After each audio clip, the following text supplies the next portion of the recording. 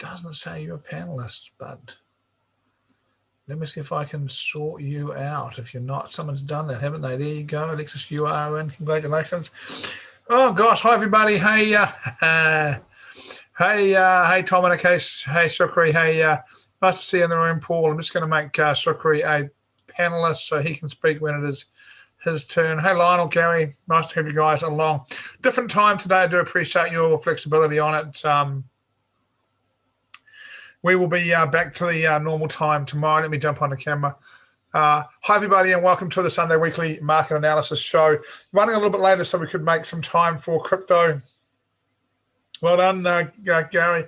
That is going to be an amazing program. Look, I've only got a minute before I'm going to hand on to Alexis. We are on the snappy format today, 5 minutes for everybody, a minute for me. Here's what I've got, guys. Stimulus coming from the US. I'm long US stocks. I'm long Bitcoin. I'm long oil, and I'm short a pound. That is me. I have got, how much of my minute have I got left? I'll be interested to ask the other guys if the stimulus thing's going to have an impact on their opinions as they go through. We do have Alexis doing fundamentals, so she may touch on that or some other stuff. Alexis, what is happening this week fundamentally? How will that impact the markets? What do we need to know?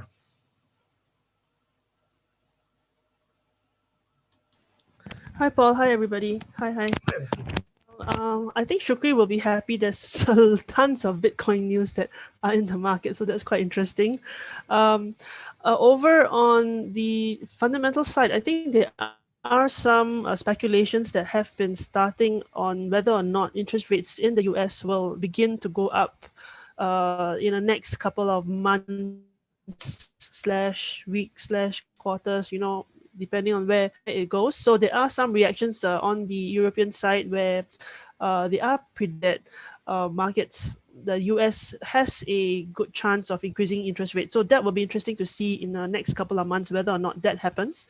And also, I think I am actually watching the US dollar for the next couple of weeks as things start to stabilize in the Biden era. I think the US dollars does have potential to start gaining a little bit of strength, and also seasonally the beginning of the year tends to have a little bit more US dollar strength. So if I just quickly share a couple of charts over here.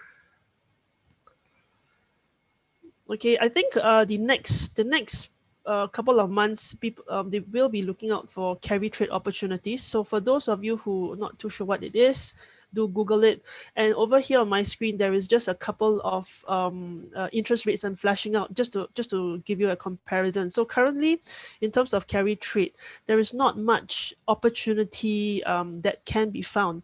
So it really depends on, I guess, whether or not US starts to move interest rates. The moment interest rates move, we are going to see a lot more movement in forex because carry trade might be revived in that sense. All right, so you can see now the interest rates of most of the bigger major economies, very, very similar interest rates. There's not much in terms of carry trading, and carry trading is where you take advantage of the interest rates in two different economies, all the way to, China. So this is just a bit of preview.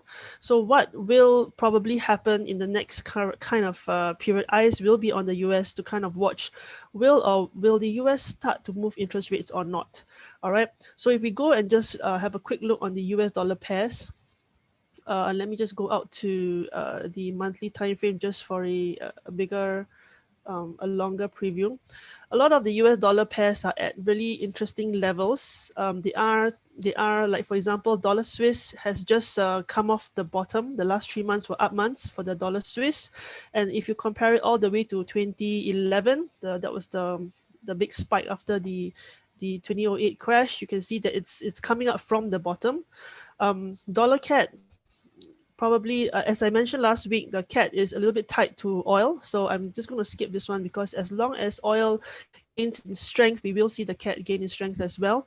Same thing for the dollar yen. You can see 3 big monthly bars on the dollar yen. The beginning of the year has been good for the dollar yen as well.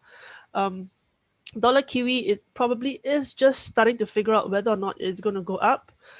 Coming off a green February, and we'll see whether March will give us a green as well. So again, they're all at very interesting levels, and of course, dollar Sing bouncing off this level for the second time since 2018, right? And again, 3 green monthly bars. So it will be interesting to see whether this momentum continues with the expectation of whether or not the US dollar will increase interest rates. Of course, if the US dollars stay the same in terms of interest rates for now, we will see a slow appreciation of the US dollars. But the moment, I think if the expectation of an increased interest rates, then we should see a lot more volatility and a lot more exchange of US dollars coming in, which would again give a little bit of push in the US dollars as people try to take advantage of the interest rate differential over here.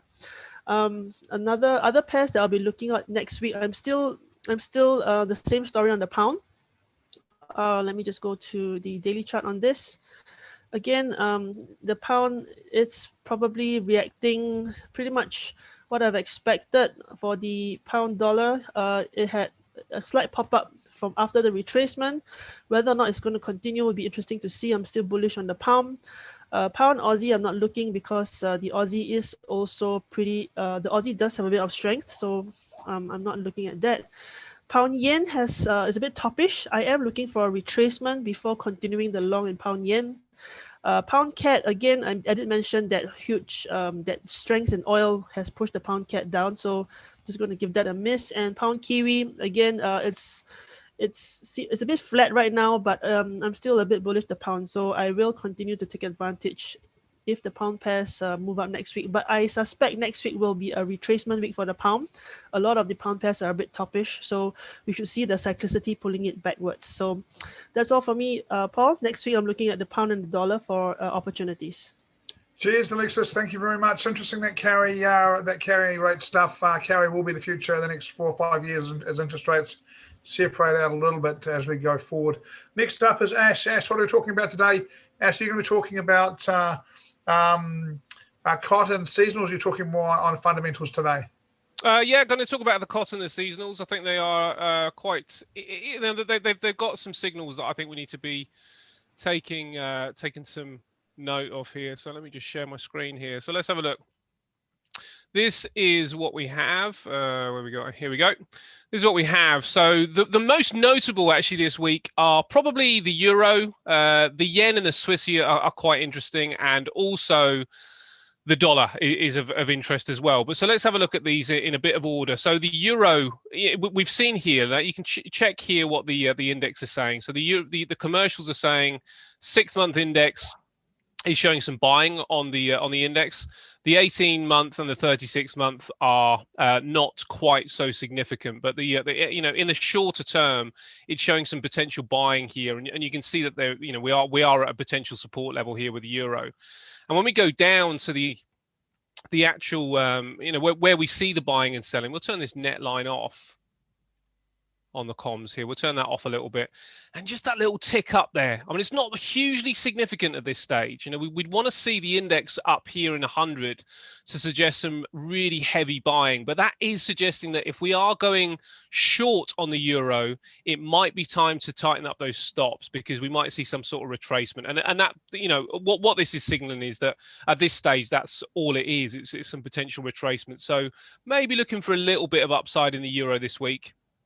But it could be a counter trend trade, so might not be all that wise to get involved. If we bring in the seasonality, we are seeing that the euro is about to hit a potential low sometime around about the middle of March, and then it starts a bit of a stretch to the upside. And it kind of signals here that it won't necessarily be the low of the year, but it does suggest that maybe over the next quarter, we see some accumulation in the euro. So the shorts look a little bit more dangerous. Let's quickly get to the dollar and have a look at what that is suggesting as well. And we can see with the dollar that the buying pressure that we've seen, this is suggesting buying up here on the index. And again, looking at what the actual numbers are down here, the difference between the sellers and the buyers, sellers just ticking up a little bit here, and the buyers are quite flat. So could be a tricky week for trying to trade with the trend with the dollar. If you're looking to go long, might not be the most, might not be the easiest week. Now, the last thing I want to look at here is before I do that, let's just quickly check on the seasonals with the dollar. Look at the seasonal pattern on the dollar as well. Sometime around the mid to the end of March, the dollar starts this big move to the downside potentially, right the way through to May. So there's quite mixed signals going on here. I think we do really need to watch out for what's going on with the fundamentals in the US, and for that reason, I just want to have a look at the US 10-year. Very, very telling. I think, we need to watch this chart like a hawk right now. We have seen some selling, but look at this support level here on the US 10-year. Now that is going to pay havoc if you're going long on things like gold. If this 10-year starts if it's going to play into your hands. If you're going long on gold, this is going to play into your hands if we see some buying up with this US 10-year. So it's well worth watching this. You want to see that yield start to come down, which it hasn't done as yet. It's still pretty bullish on the yield side, and you'd want to see these bonds start to get bought up on the 10-year to help the likes of gold out. But you can see there's a little bit of buying coming in potentially here. So buying could be starting, a little bit of selling pressure just coming off a little bit as well, and a potential support level. So the 10-year is well worth noting. And anybody looking at long NASDAQ, that's something that you'd want to see as well. You wouldn't want to see that 10-year yield continue to push higher, particularly for the NASDAQ. It shows some pretty tricky signs. But so far, it looks okay. It looks like we might get a little bit of a bounce in a few things this week, potentially some of those equities and potentially things like gold. Dollar, euro, looks like it could be a bit of a tricky week. And it's the same with the Swissy and the yen, both suggesting could be a little bit of upside, but it might just be a retracement picture. Is that you, mate? That is me. Yes, that is me. Well, we will go to Ainslie. Look, mate, thank you very much for that. We've got a few seconds to finish up with you. Sorry, mate, I'm just thinking Ainslie is not far away. But we've got a few seconds to wind up with you, mate. I've got 30 seconds here. Got Ainslie in the room as well. This stimulus check from Biden, Ash, is it going to have an impact? Oh, yeah. I think it's already having an impact. The question is whether people have already kind of distributed their money. So yeah, it will have an impact, but I do think that the picture is a bit broader than that stimulus package. And even though it might have been the headline to watch out for, really right back to 3 months ago, I think it's becoming a little less so now. So yes, we're going to see some money pushed into the market, but there's other things and other factors we need to watch. Alexis suggesting about that potential hike in interest rates, that becomes a lot more interesting in my opinion. Cheers, mate. Thank you very much for that. Ainslie, gold.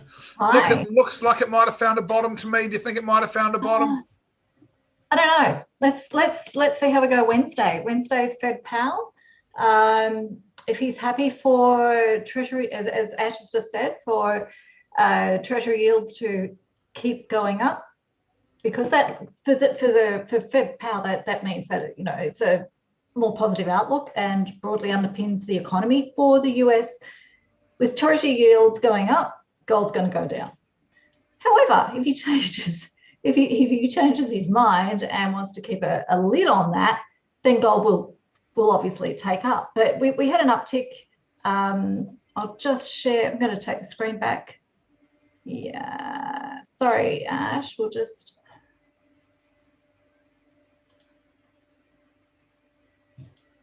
So I just done some work on the settings. You got it, Ainslie? Are you okay? Yeah, it's not letting me. There we go. It just wasn't letting me click it on. Here we go. Yeah, I had to change the setting. I don't know why it turned up a little bit on that. Okay, so we saw it at the end of the last week on gold. We saw it bottom down here at 1677, and then we had this amazing push. It was really good. We saw the US dollar get very soft, and off it went. And we're doing quite well, and then all of a sudden it just had a major hissy fit and came back down again. And by the end of close of session, New York session on Friday night, she'd taken back off again. And it's just trying to get a really good handle on this at the moment is difficult. Even within it, drifting down further. It's just being very, very touchy with what's being said. Is it going to go down to 16.15, which is a potential level on the daily? If things keep pushing higher as far as Treasury yields go, because there's a highly correlated inverse relationship between yields and gold at the moment.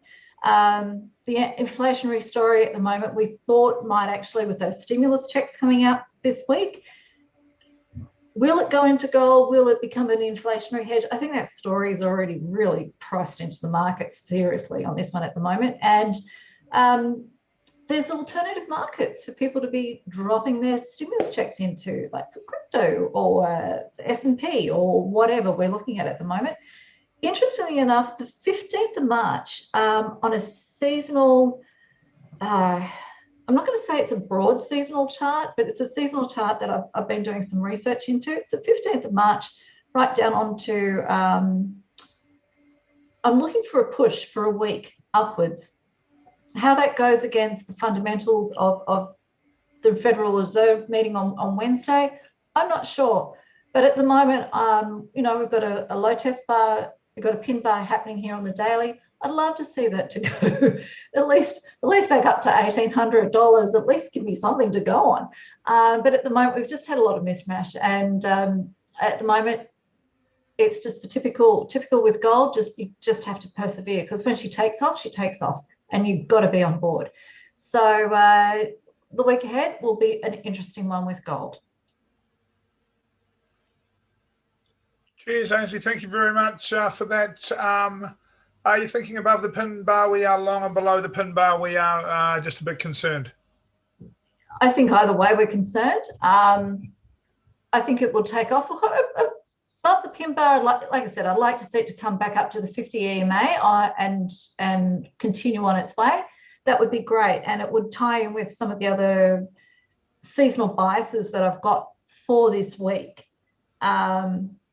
But every time I get excited, I get clipped. So at the moment, I'm trading incredibly carefully. Really carefully.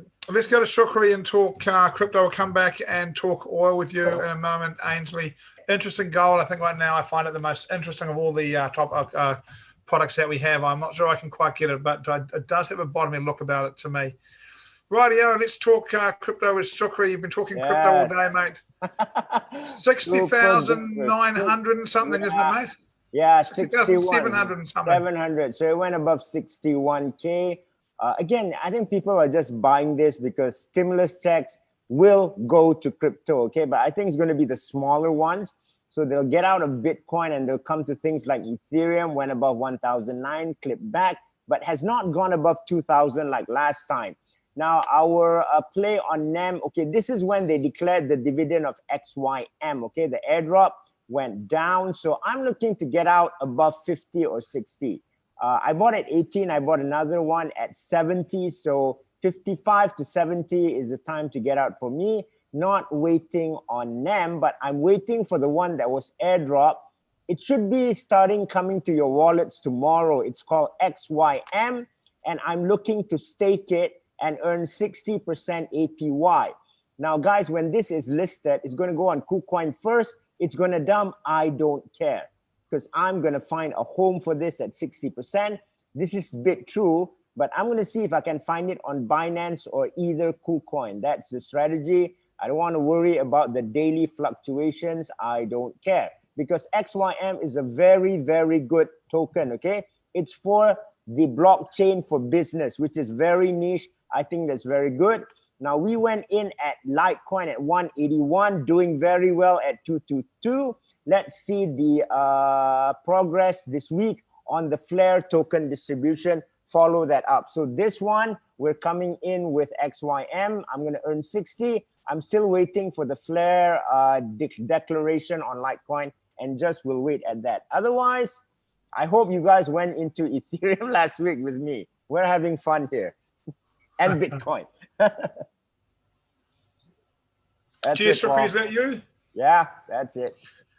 Mate, great month. Nice to have the Crypto Moon promotion done and dusted. Yeah. And last few guys have rolled in today, and we will get them organised tomorrow and Tuesday and ready for your event for the next couple of weekends, mate. Been a massive promotion. Thanks for all the time you've done into that. And boy, amazing the success percentage of that group you did for that last event. Nice to have them all coming into the various shows and talking about how much money they've made. Thanks, guys. Thanks. Okay. Cheers, guys. We are going to go to Lloyd in about a minute and a half. Before we do that, if you're looking for some content, remember to keep an eye on the shows we're doing this week. With this show in the future to be cut up and offered as small parts as well as the big one, we'll have over 30 free shows a week for forex, stocks, and crypto. I would encourage you guys to keep an eye out. Gordon Scott's Monday night charts and chats with Gordon. I think it's 10:30. Sings a must. Bob the Big Count Builder, 9:30 Tuesday, obviously a must. Julian, fortnightly for his Trader Cafe. We missed him today. We will pick that up for you guys next week. Lots of free content, guys. Keep an eye on the YouTube channel. Keep an eye on the Actions to Wealth Facebook and the Online Trading Profits Facebook for all the information, all that kind of stuff. And the big news, you guys should be hearing this not far away from now. We have started a public thing on Telegram. So we'll have Actions to Wealth, Online Trading Profits, and a public Telegram group to keep you updated with all this stuff. We're trying to get a little bit of the show stuff out of that company Telegram stuff to keep that right on point, and we'll put that into the public stuff. Rightio, it is nearly time. We are looking to go to Lloyd. Lloyd, are you with me? Hi, Paul. Yep, I'm in. Hey, mate, what are we talking about today? All right, so let me grab the screen. Lloyd, one of the things that you do here is you're going to talk about relative currency strength, and people talk a lot about the dollar index, but what you're talking about is the dollar index, and if you like, the New Zealand index, the Australian index. This isn't New Zealand versus Canada. This is the New Zealand against everything, the Canadian versus everything. That's what we're talking about today, right? Yep. So currency indices is really just that particular currency, New Zealand and Aussie, versus all the others.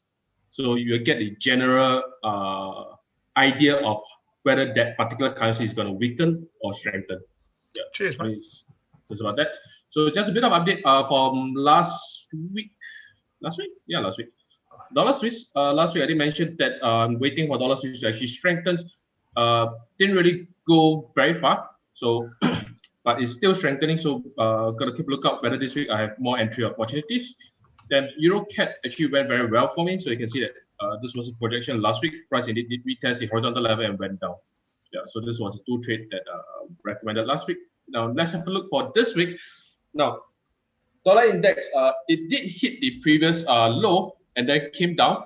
So on Monday it's gonna be pretty important for me for Monday to trading USD, because if it's gonna hold this particular level, which is the classic previous resistance now turn support, I think it's gonna just go through the higher time frame support level. Yeah. So Monday is gonna be I'm gonna keep a lookout of it. If it doesn't, then once it breaks down, I'll probably just close out all my USD position. Now, CAD, last week also bullish about it, and it did close above the very important level of 80 for me.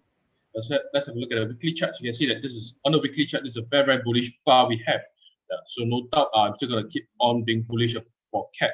Now, of course, when price approaches, I think the last time it went about 82.5. I'm going to be cautious about it, but that's still quite some pips away. Now, Aussie, if you look at the daily chart, weekly chart for Aussie, let me blow it up a bit. Yeah, so on the weekly chart, price has been actually fluctuating in a range per se. So the daily chart is how it looks like. Yeah, so with that in mind, I don't think I'll be recommending to touch Aussie anytime soon. Until price actually breaks out of this range, then we can have a clearer idea where it wants to go. Now, pretty much the same for Kiwi. So the weekly chart, you can see that price is actually on a tight range. Yeah, it had a fake out and then come back in again. So on the daily chart, that's what it looks like. Yeah, so until it decides to break out or down, I don't think we should be touching. Personally, for me, I won't be recommending touching either of these commodity pair.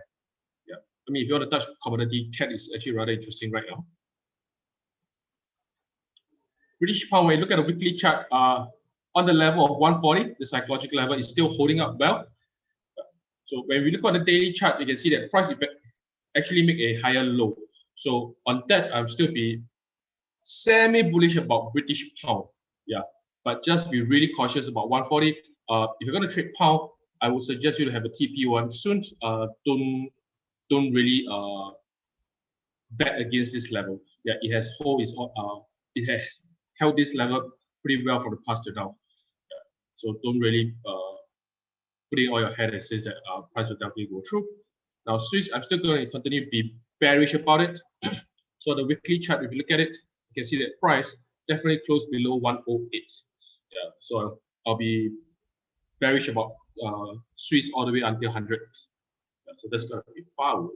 That's going to be one good bearish trend. Pretty much the same story for yen. This bearish trend is already in there. If you have not been in this as a trend trader, I think you're missing out a lot of funds. On that, price still have a fair bit to go until 90, so we still have a good way to ride. And euro, yeah, it really closed below 120. Yeah, so this is a huge psychological level for me. On the daily chart, price has already retested 120. So on Monday, I'll be on the lookout to see whether price will print a bearish bar for me. If it does, I'll be happily scaling in again. Now, for the upcoming week ahead, let me see.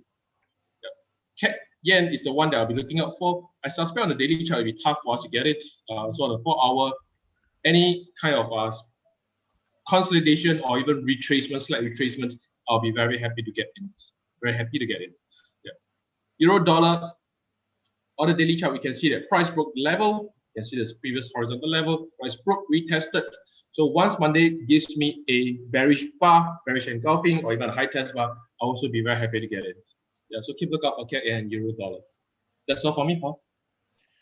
Cheers, Lloyd. Thank you very much. Interesting to see the potential for a little bit of euro weakness in there as well. We will watch that with a little bit of interest. Next up, we're going to go to oil, and as much as you're an expert for both gold and oil, as much as at times gold can frustrate, oil just continues to run up at this point, right? Look, there is a bit of I've been a little bit happy. We were looking last Sunday. We looked at oil closing right on that monthly resistance R1, and we thought we might see a bit of a pullback, a bit of a retracement before we got another opportunity to go in. Look, what happened on Monday morning? Because you might be a little bit surprised to see it. Actually, it ran, and it ran up, and it ran up for one reason. It was a bombing of an oil port in Saudi Arabia. So unfortunately, there was a bombing. We had a massive pull up, but then we got our retracement. We finally got it, So hey, we were there initially. Then obviously it came down. Oil loving a 50 EMA on the day, and as you can see here on the 20 EMA on the daily. And oh, sorry, wrong one. Looking at, I've been doing Shukri's course today. My head's a bit fried. I don't know about anybody else's, but yeah. But look, we had that retracement back up there is to a 61.8 Fibonacci retracement. I've tested it. It is, and it's just sitting there. We've gone sideways for the last couple of weeks. Where I think this is going to go, I am bullish oil again. It has had its profit taking, it's had its recovery from this. We're looking at increased economic activity. We are looking at the vaccines rolling out and being successfully administered. We are looking at a draining in the oil inventories at the moment with what has been going on. So we've had quite a few really positive things. We've had the Saudis and OPEC countries not lifting their restrictions, so they're keeping true to their word. So that's going to push that oil price higher. We just had to see a few technical things happen on the chart, and that's what we've seen. And I think we'll see for the next week another push higher. Nothing more to add to that except to just wait. As you said, you've got this pushback down. If it comes back down, look for your entry. It'll be pretty obvious where to get back in again. Cheers for that, Ainslie. Much appreciated. Got to admit, I'm a little bit gutted. I missed the re-entry. I got into oil at a pretty nice place for this run, but I would like to have added on the pullback and the bounce. It bounces pretty clearly off support too, doesn't it? It comes back to a weekly pivot. The grand old weekly pivot gives a nice test bar.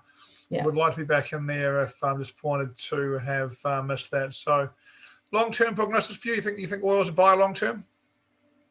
I think it is at the moment. They're coming out of a shocking winter and the oil demand's up. It's the economic recovery. And with the stimulus that Biden is pushing into the economy, it's just that economic activity. And I know I shared with you this morning a very, very exciting, it made headline news on the Sydney Morning Herald. That wasn't just a side article, it was a travel bubble that's opening up in July between New Zealand, or Singapore and Australia. But we're leaving us out because we're useless at travel bubbles. I don't know why New Zealand can't get ourselves sorted out and get involved in this, but they're leaving us out for now. Yeah, look, we'll see what happens. They want in, but, who knows? But, that's just, even if it's talk about that, it's perception that actually can drive the market a lot more than actually the reality. So the idea, and I've got to say, a lot of excitement in Australians thinking that they can dust off a passport that's been shelved for 12 months. It's the vaccine, it's the uptick in the economic activity. It's, and I've got to look at the Northern Hemisphere. They're coming out of a pretty solid, torrid kind of winter. And that's got to help things along as well.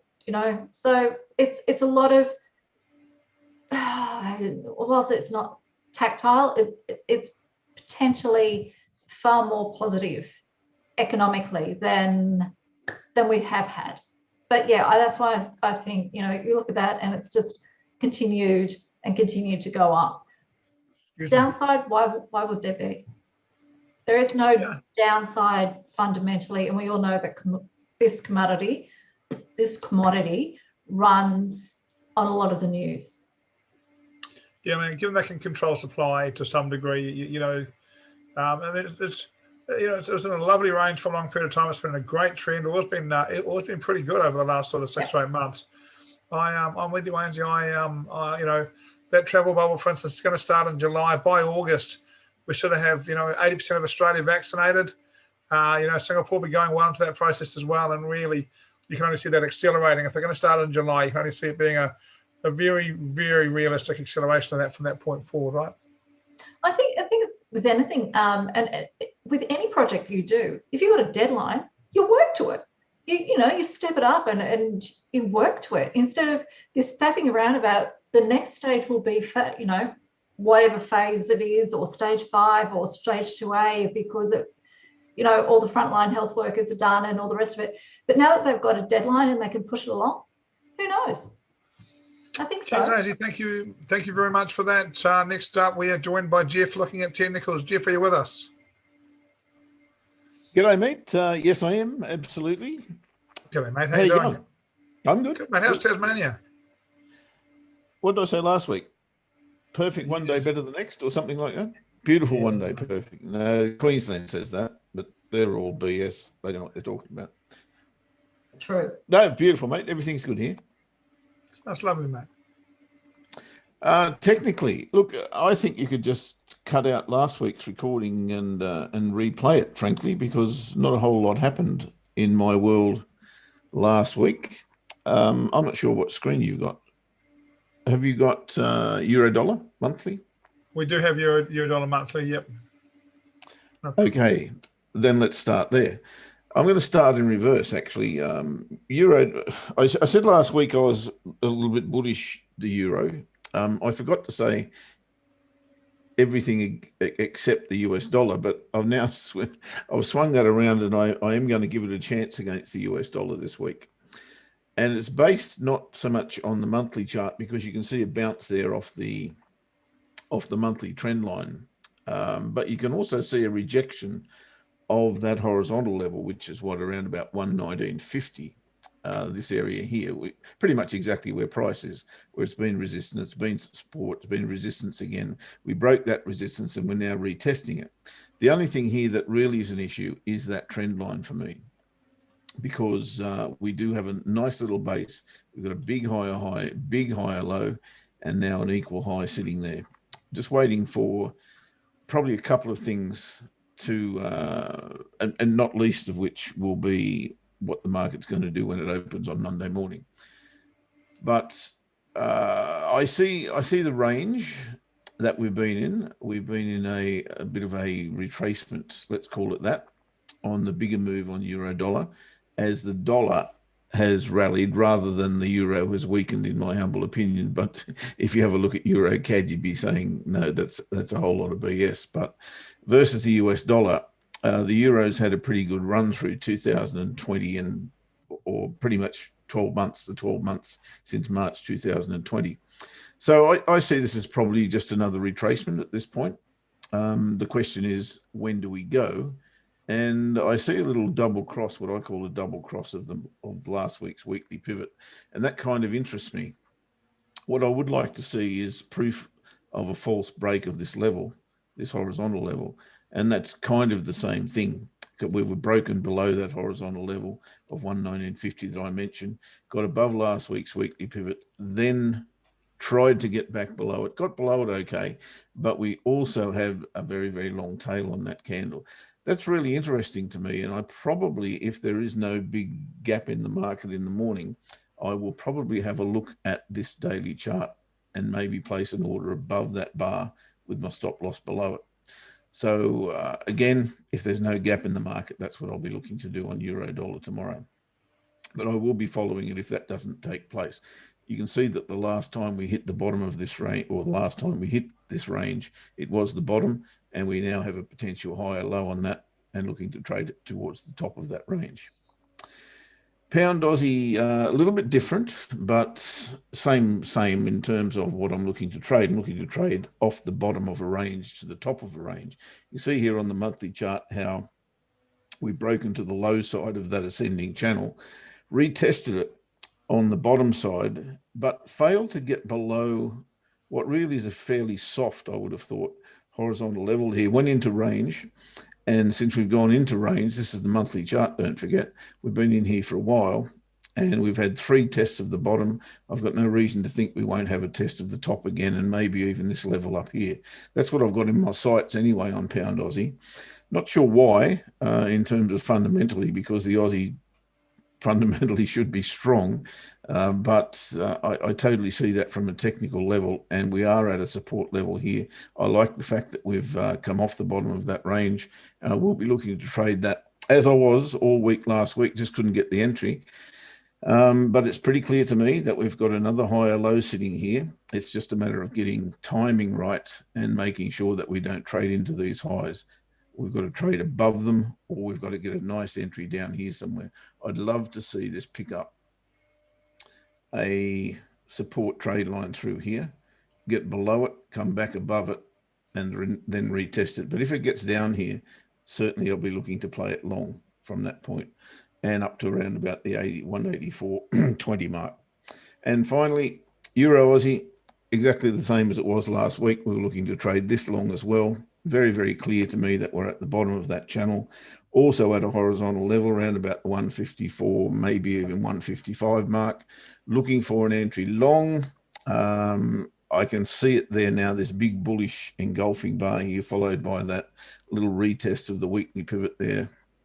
That gets me very, very interested. And as I said last week, I can't ignore these 2 bull bars. They're the biggest bars on the chart, and they've happened for a reason. This may well be the higher low, and I look to trade that on Friday, actually. Didn't trigger, but I think it's still there. And providing there's no gap in the market tomorrow, again, I'll be looking to place an order above that bar with my stop loss below it, looking for the weekly pivot in the first instance, which of course will change. Don't think it'll go too far, maybe come down a little bit. But then I'll be looking for the monthly pivot. And if it does reverse, then there's plenty available for us up the top as well. So, mate, as I say, pretty much a replay of last week's analysis. Nothing really changed.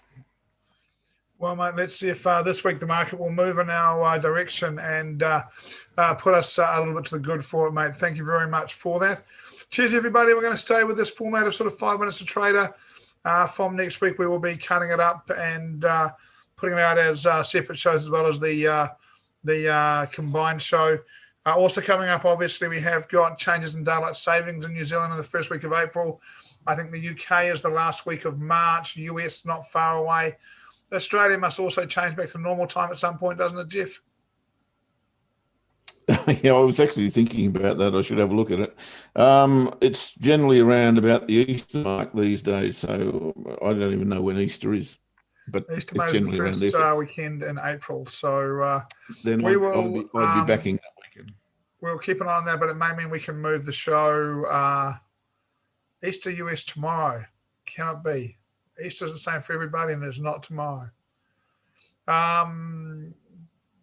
Easter us tomorrow. It can't be Easter in Australia tomorrow. I'm sure that's not right, Gary. No, I'm reasonably sure it's not right. I'm sure they're all the same time. Anyway, we'll have a look on. We'll have a look and check that out. But it does mean we may see the standard show move back an hour.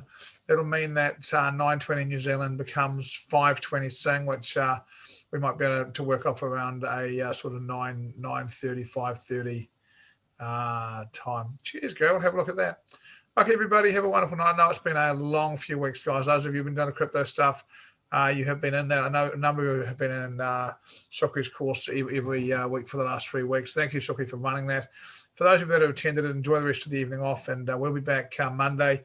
Keep an eye out Monday, of course. We will have Trading Buddies featuring Ash and Geoff at 3:50 p.m. Singapore next week. Monday to Thursday, make sure you do catch that. We will have a link on as well doing her trading stuff around 11 a.m. Sing. I think that is going to 10 a.m. Sing because of the change in GMT. Have the English moved? I think they've moved already, actually. Maybe it's the US that moved. Somebody is moving. So there will be a change to that show to 10 a.m. Sing from Tuesday and Wednesday. Cheers, guys. Thanks for being with us. Have a wonderful rest of your weekend. Grab some rest, those that can.